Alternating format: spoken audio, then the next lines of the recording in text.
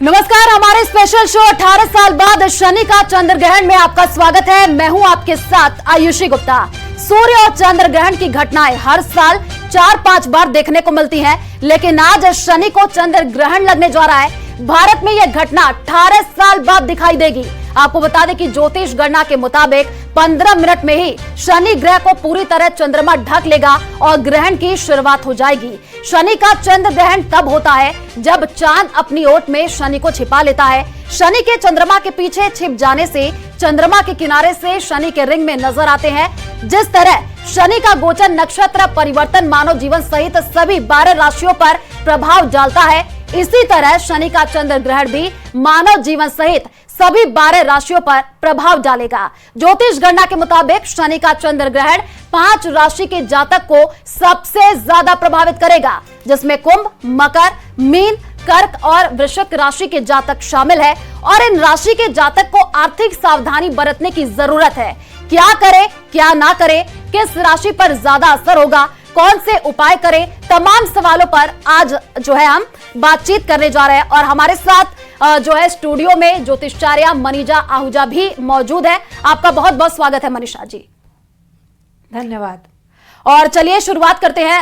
मनीषा जी, आपसे यही जानना चाहेंगे कि 18 साल बाद जो है शनि पर जो है चंद्र ग्रहण का ये पहरा लगने वाला है। आज रात से ये शुरू हो जाएगा, यानी कल भी ये रहेगा। एक बार आप हमारे दर्शकों को इसके बारे में जरूर बताएं। जी, अब देखिए, ये आज रात 1:30 बजे 1:30 AM से 2:25 AM तक रहेगा। ये इसका एक कॉन्सेंट्रेटेड पीरियड है।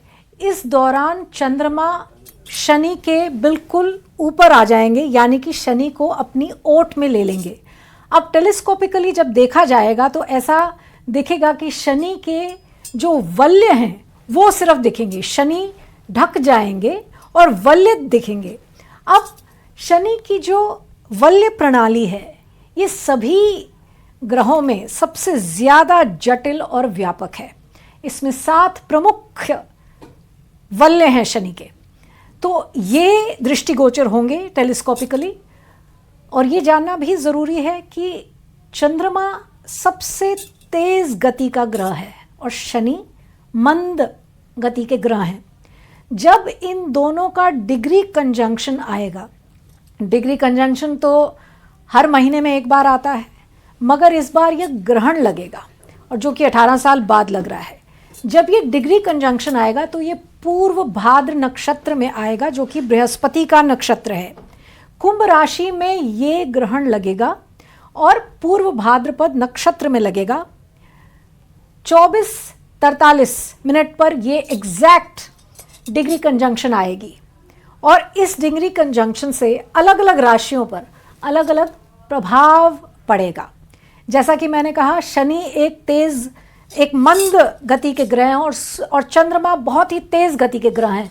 तो मानसिक संतुलन इस समय इम्बैलेंस में आता है जब ये 2 ग्रह मिलते हैं। यहाँ तक कि जब 7.5 चलती है, ढैया चलती है, जब शनि का इफेक्ट जो है चंद्रमा पर आता है, तब थोड़ा मानसिक संतुलन बिगड़ता है। इसमें कोई दो राय नहीं है। अलग अलग राशियों पर अलग अलग प्रभाव पड़ेगा इस ग्रहण का। बिल्कुल मनीषा जी, देखिए भारत में 18 साल बाद ये खास नजारा भी देखने को मिलेगा। आपसे एक एक राशि के बारे में जानना चाहेंगे, कौन सी राशियों पर सबसे ज्यादा प्रभाव रहने वाला है, उपाय भी आपसे जानने की कोशिश करेंगे। सबसे पहले मेष राशि के बारे में बताइए, उसके बाद से हम एक एक राशि के बारे में जानकारी लेंगे। जी, अब मेष राशि, अब यहाँ पर जब हम राशि की बात कर रहे हैं तो जन्म राशि यानी कि चंद्रमा जिस राशि में है वहां से देखा जाए, या आपका लग्न अगर उस राशि में पड़ता हो, तो ये 2 बिंदु आपने ध्यान रखने हैं जब आप राशियों के बारे में फलित सुनते हैं। तो अब मेष राशि के लिए चंद्रमा चतुर्थेश है और कुंभ राशि यानी कि एकादश भाव में ये ग्रहण लग रहा है। शनि वक्री हैं इस समय और दशमेश और एकादशेश हैं मेष राशि के लिए। ये ज़रूर जानिए कि कोई पुराना रुका हुआ पैसा आएगा, धन का लाभ होगा। इस समय प्रॉपर्टी के बिकने से भी लाभ होगा और ये कोई ऐसा मामला हो सकता है जो पहले जिसमें बातचीत होकर रुक गया हो मामला और अब वो डील फाइनल होने पर आ जाए। यहाँ पर ये लाभ दिखता है। मगर माता के संबंध में आप उनकी स्वास्थ्य और सेहत का खास ध्यान रखें, क्योंकि यहाँ चतुर्थेश अष्टमेश के साथ मिल रहा है, यानी कि चतुर्थेश चंद्रमा अपने से अष्टमेश से युति बनाए बैठे हैं, जो कि वक्री शनि है। तो माता की सेहत का ध्यान रखें। इस दौरान कोई प्रॉपर्टी आपका जो पुराना सेल का मामला हो सकता है, मगर परचेज में आप बहुत सावधानी बरतें, क्योंकि इसमें आनाकानी टू एंड फ्रो मूवमेंट हो सकती है, परचेज में स्मूथ नहीं होगा। ठीक है।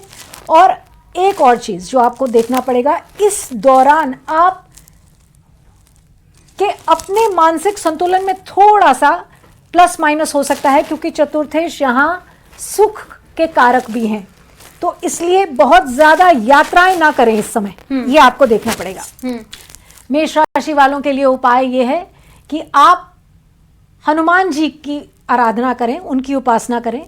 इनफैक्ट मैं ये कहूंगी कि हनुमान जी की उपासना, अगर कुछ नहीं समझ में आता तो शनि के प्रकोप से बचने के लिए हमेशा के लिए हनुमान जी की साधना करनी चाहिए, क्योंकि हनुमान जी की साधना से मंगल ही नहीं शनि भी शांत होते हैं। जी बिल्कुल। और मनीजा जी, अगर हम बात वैज्ञानिकों की कर ले तो वैज्ञानिकों ने लूनर ऑल्कटेशन ऑफ सैटर्न का इसको नाम दिया है, और आज रात, जैसे कि आपने समय भी बताया है, 1:03 पर इसकी शुरुआत हो जाएगी और करीब 2 घंटे यानी रात 2:56 बजे तक ये जारी रहेगा। मनीजा जी, जैसे कि आपने एक एक राशियों के बारे में तो हमारे दर्शकों को बताया ही है, हनुमान जी की पूजा आपने कहा कि ये करना बहुत ज्यादा जरूरी हो जाता है, और कौन से भगवान की पूजा करनी चाहिए? एक तो हनुमान जी आपने कॉमन बताया कि सभी राशि जिन पर ये प्रकोप रहे वो जरूर पूजा करें। देखिए, हनुमान जी इसलिए बताए क्योंकि जब हनुमान जी जब लंका जाते हैं तो रावण ने अपने सिंहासन के नीचे शनि को बाध्य करके रखा होता है, और जब हनुमान जी वहां जाते हैं तो शनि को वहां से मुक्त करते हैं। तो शनि ग्रह हनुमान जी से कहते हैं कि अब जो तुम्हारी उपासना करेगा उसे मेरे प्रकोप से मुक्ति मिलेगी। इसलिए शनि को शांत करने के लिए भी हनुमान जी की उपासना की जाती है। दूसरा काम जो किया जा सकता है, कालिका स्वयं, माँ कालिका स्वयं ही शनि है। माँ कालिका की उपासना आराधना करने से भी शनि ग्रह शांत होते हैं, मगर ये किन्हीं किन्हीं राशियों के लिए, सबको वह रौद्र रूप माँ का मन में उजागर नहीं होता। इसलिए जैसे कि वृश्चिक राशि वाले लोग तो बिल्कुल हम कहेंगे कि माँ काली की उपासना कर सकते हैं। पीपल की सेवा करी जा सकती है। पीपल की सेवा एक ऐसा उपाय है जो सभी राशियों के लिए कारगर होगा। आप दूध मिश्रित जल से पीपल पर आप ज़रूर ये एक आहुति दीजिए जल मिश्रित दूध की। उसके अलावा दीपक जलाएं पीपल के पेड़ पर, काले तिल मिश्रित दीपक जलाएं सरसों के तेल का। इसके अलावा जो ज़्यादा ज़रूरी है, हम बहुत सेवा तो कर देते हैं, जल भी चढ़ा दिया, दीपक भी जला दिया, मगर हमारे आसपास इतने पीपल के पेड़ हैं जिनके आसपास कूड़ा करकट जमा हो रहा है। आप जाने, गीता में भगवान कृष्ण कहते हैं पेड़ों में, वृक्षों में मैं पीपल हूँ। तो जब भी आप पीपल वृक्ष की उपासना करते हैं या साधना करते हैं, आराधना करते हैं, और कुछ नहीं, उसकी सफाई करवा दें, आप खुद कर दें या किसी से करा दें, ये अपने आप में एक बहुत बड़ा उपाय है। आजकल लोग मार्केट्स में आप देखेंगे कूड़े कचरे के डिब्बे पड़े हुए हैं पीपल के पेड़ों के पास, आप उनको हटाइए। ये सबसे बड़ी उपासना होगी शनि ग्रह की। नीम का पेड़, जिसमें स्वयं माँ कालिका का वास कहा गया है, नीम अपने आप में शनि ग्रह के कारक हैं। गुड़ मिश्रित जल आप चढ़ाइए नीम के पेड़ पे, ये भी एक बहुत बड़ी उपासना है शनि की। बिल्कुल मनीजा जी, जैसे कि आप बता रहे हैं कि सफाई की भी खास जरूरत है। आप अपने आसपास अगर कहीं पे भी कूड़ा देखते हैं, नीम के पेड़ के पास, पीपल के पेड़ के पास, तो वहां पर अगर कचरा देखते हैं तो उसको तुरंत साफ भी कर दे। मनीषा जी, कहा जा रहा है कि आज एक अलग ही नजारा रात में देखने को मिलेगा। वो नजारा कैसा रहेगा जब ये प्रकोप रहेगा? तो देखिए, जैसा कि मैंने बताया, शनि के 7 प्रमुख वलय हैं। जब ये ग्रहण आएगा 24 डिग्रीज 43 मिनट्स पे, जब ये ग्रहण एकदम लगेगा तो चंद्रमा के आसपास आपको वलय ही दिखेंगे, सिर्फ शनि के वलय, 7 प्रमुख वलय दिखेंगे। तो टेलीस्कोपिकली ये एक प्रभाव होगा। अब मैं ये भी यहाँ पर कहना चाहूँगी, बहुत से लोग ग्रहण को देखना चाहते हैं, मगर आइडली ग्रहण को देखने से कोई लाभ नहीं होता, नुकसान उसके ज़रूर हो सकते हैं। आप में उत्सुकता है देखने की, मगर जो ब्रह्मांड में हो रहा है वही पिंड में हो रहा है। तो बहुत ज्यादा ग्रहण को आप जिज्ञासापूर्ण देख सकते हैं, मगर आध्यात्मिक रूप से ग्रहण को टेलीस्कोपिकली देखना कोई बहुत समझदारी का कार्य नहीं है, ये मैं कहना चाहूँ। बिल्कुल। और अलग अलग राशियों की भी हम बात कर रहे हैं, अपने दर्शकों को लगातार हम बता भी रहे हैं। अगर हम मेष राशि की बात कर ले तो देखिए, इसमें यह कहा जा रहा है कि कानूनी समस्या जो है वो बढ़ेगी, वैवाहिक जीवन में दूरी भी बनेगी। वही अगर हम बात दूसरी राशि की कर ले, मनीजा जी, अगर वृष राशि की बात करें तो नौकरी में पदोन्नति होगी, प्रेमी जीवन में खुशियां आएंगी। तो कुछ राशियों पर इसका ज्यादा प्रभाव रहने वाला है और कुछ राशियों पर इसका प्रभाव कम रहेगा। जी, वृष राशि के लिए अगर हम देखें तो चंद्रमा जो है वो तृतीयेश हैं, और ये जो युति है ये दशम भाव में बनेगी, क्योंकि कुंभ राशि वृष राशि के लिए, यहाँ कुंभ जो है वो दशम भाव में ये राशि पड़ती है। तो यहाँ पर आपके व्यवसाय में ज़रूर उन्नति दिखती है। तृतीयेश भाव जो है यहाँ पर ये हॉबीज़ का भी है, तो आपकी कोई सेकेंडरी सोर्स ऑफ इनकम भी बनती दिखती है इस एक युति के कारण। आपके भाई बहन, आपके परिवार में आपके भाई बहनों को में से किसी एक की अच्छी नौकरी लग सकती है, ये भी एक इंटरेस्टिंग इम्पॉर्टेंट पॉइंट है। मगर आपके भाई बहनों को, आपके परिवार में आप ये ध्यान रखें कि आपके भाई बहनों की स्वास्थ्य इस समय सही रहे। कुछ बहुत ज़्यादा नहीं, कुछ जैसे हम कहते हैं कोई वायरल इन्फेक्शन हो जाना, ये उस समय दिखता है, क्योंकि चंद्रमा जो है वो कफ प्रवृत्ति का कारक है, ये भी आप जानें। तो यहाँ सभी राशियों पर इस एक ग्रहण से कफ प्रवृत्ति, जिसके कारण नज़ला, जुकाम, लंग्स में इशू, ये यहाँ दिखता है। ये सभी को इस बात का ध्यान रखना है। इस सावन के महीने में बिल्कुल भी ठंडे पानी से परहेज रखें। पीना ही है तो घड़े का पानी पिएं और फ्रिज से बिल्कुल परहेज करें, क्योंकि कफ प्रवृत्ति का ये कारक बिल्कुल मंद गति के शनि के साथ युति बनाएंगे, वो भी ग्रहण में। तो ध्यान रखें। लंग्स और वायरल इन्फेक्शन वैसे तो सभी राशियों के लिए बैठ सकती हैं, ये भी एक इम्पॉर्टेंट पॉइंट है।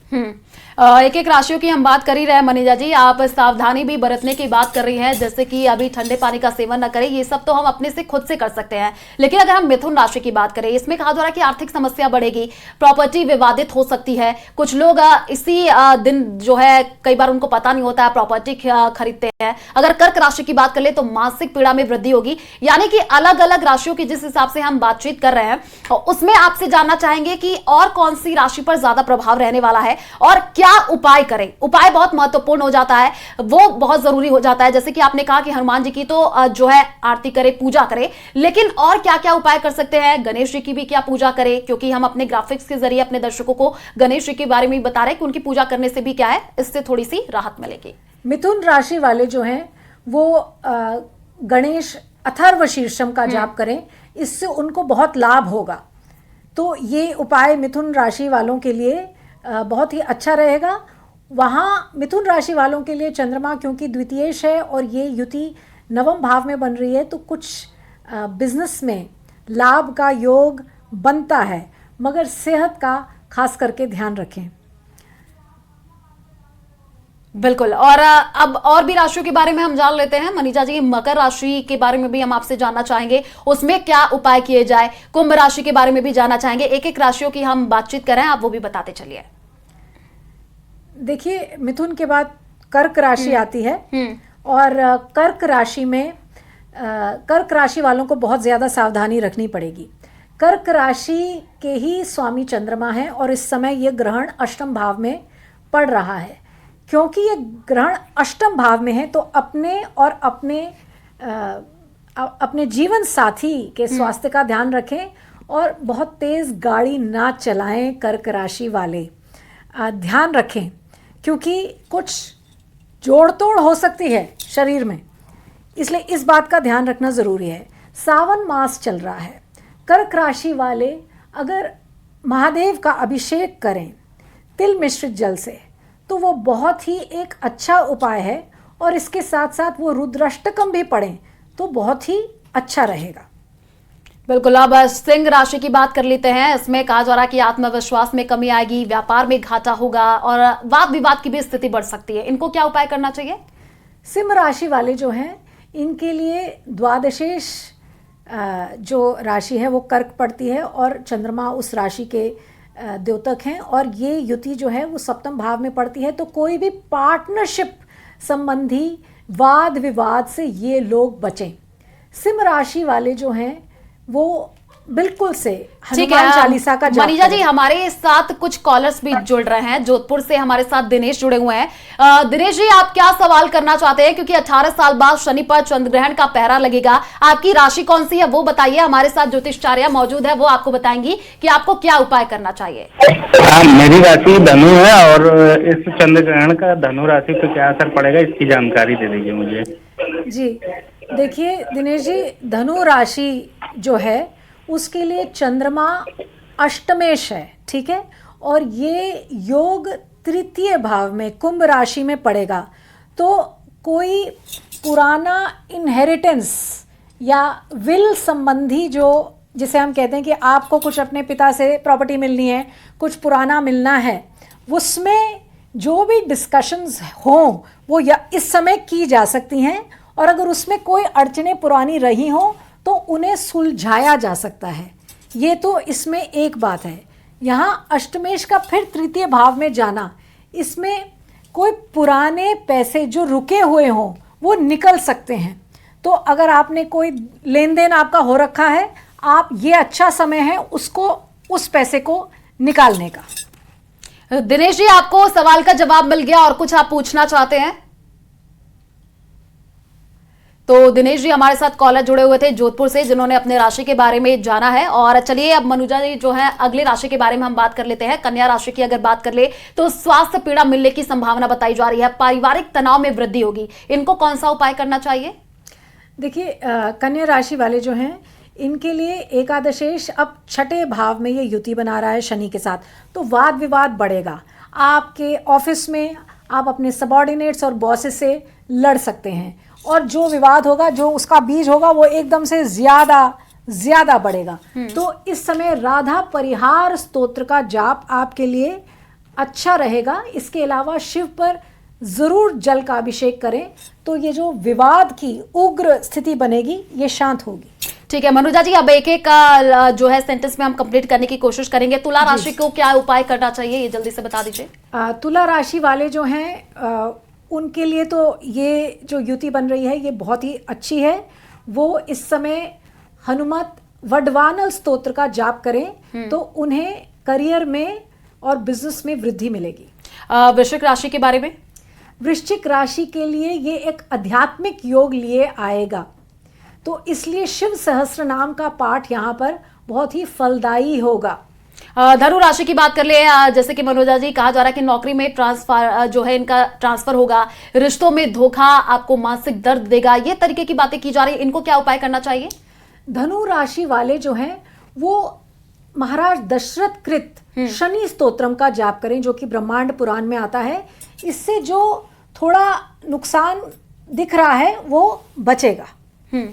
मकर राशि को क्या करना चाहिए? पुरानी बीमारी से इनको परेशानी ज्यादा बढ़ेगी, ये कहा जा रहा है।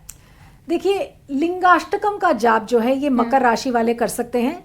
मैं ये कहूँगी पुरानी बीमारी और कुछ पैसा जो रुका हुआ है वो निकलने के लिए लिंगाष्टकम का जाप करें, और शनिवार के दिन। मनुजा जी हमारे साथ शुभा जैन सवाई माधोपुर से जुड़ चुकी है। शुभा जी, आप क्या सवाल करना चाहती है? हमारे साथ ज्योतिषाचार्य मौजूद है। आपकी राशि कौन सी है वो आप बताइए। मेरी कुंभ राशि है। अच्छा, मैं अपने बेटे के बारे में पूछना चाहती हूँ, कैसा संबंध का पर बैठेगा? आपकी कुंभ राशि है, आप क्या पूछना चाहती हैं अपने बेटे के बारे में? उसका शादी का योग कब है?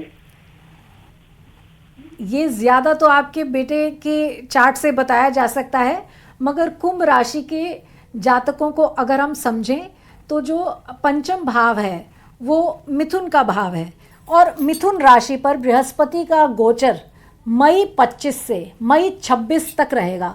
तो अगर आपकी राशि से देखें तो मई 2025 से मई 2026 का ये योग बनता है आपके बेटे के विवाह बिल्कुल, का। इनको जवाब भी मिल गया होगा मनुजा जी, और अब क्लोजिंग का भी टाइम आ रहा है। तो देखिए, आज मध्य रात्रि में शनि का चंद्र ग्रहण होगा और भारत में 18 साल बाद ये खास नजारा देखने को मिलेगा। हमारे साथ जो है हमारी गेस्ट भी जुड़ी, जिन्होंने तमाम उपाय भी बताए कि कौन सी राशि को कौन सा उपाय करना चाहिए। शुक्रिया मनोजा जी हमारे साथ जुड़ने के लिए, और आज के खास पेशकश में बस इतना ही। नमस्कार।